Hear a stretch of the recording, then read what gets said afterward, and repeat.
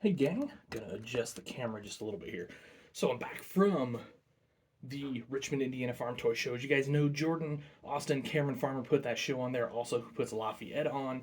That's why we are willing to make the 6 hour journey to eastern Indiana, to almost Ohio, to go to this farm toy show. It is a nice show, really great location, great facility, especially if you're a dealer, super easy to get in and out of.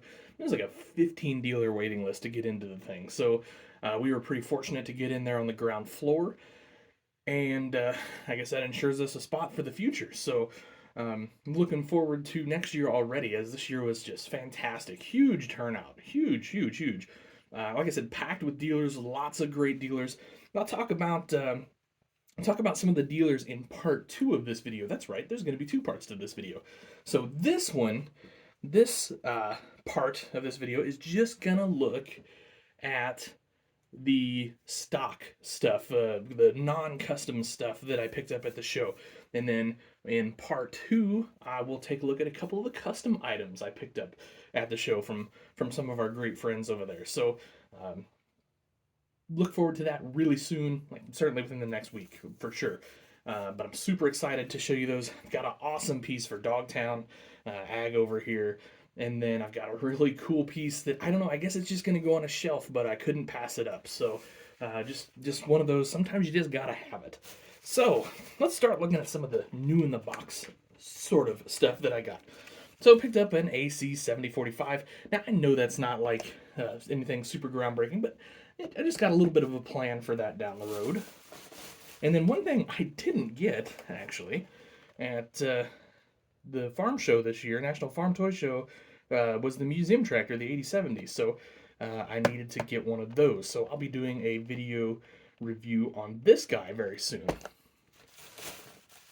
Then this one impressed me. So I don't have. I'm just gonna pull it out here. I think if it'll let me. Maybe I gotta go this way, or maybe I just didn't get it opened all the way. I'll figure something out here. That's right.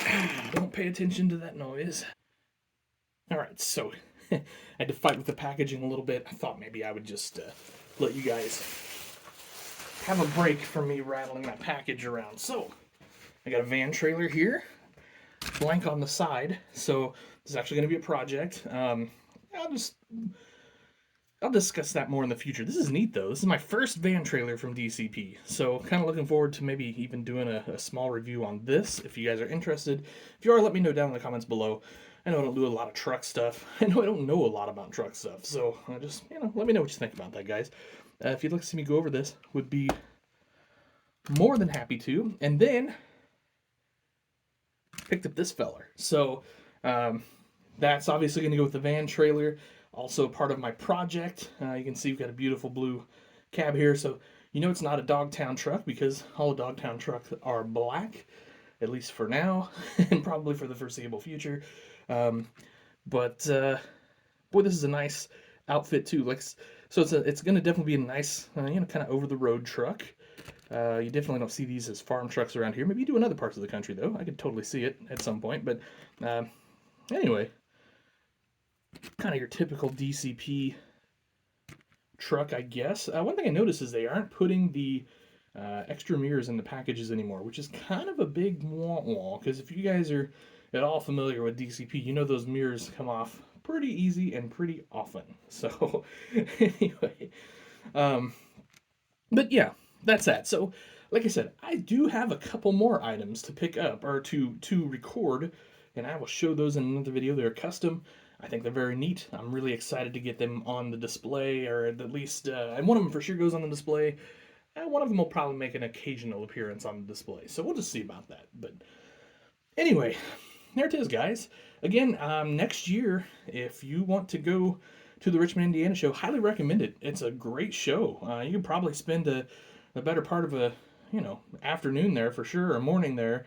Really good amount of dealers, lots of variety, which is what's really cool. I always love that when I go into a show and I see a little bit new in the box, a little bit of the older stuff, some custom stuff. That's when you kind of know you got something cool going on. So I think that show does that. Indiana crowd is always awesome to us. Always appreciate you guys Seriously, probably our two best shows are Indiana shows, and I really appreciate it. Trust me, I am not taking that for granted. You guys are amazing over there. I just can't thank you all enough for all that. So the next time we're in Indiana, Lafayette. So be on the lookout for that.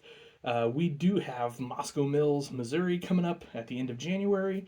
And then we have the Quincy, Illinois show at the end of January. That's the hotel show, or at the end of February, I'm sorry. That's the hotel show. Look for information on that. It is back after a 2-year hiatus due to COVID and some other situations there. But fortunately, it's back. It's going to be awesome. I can't wait. So, and that'll do it for this one, guys. Thanks for watching. Appreciate it. Like I said, stay tuned for more videos. Have yourselves an awesome day. Happy tractor hunting.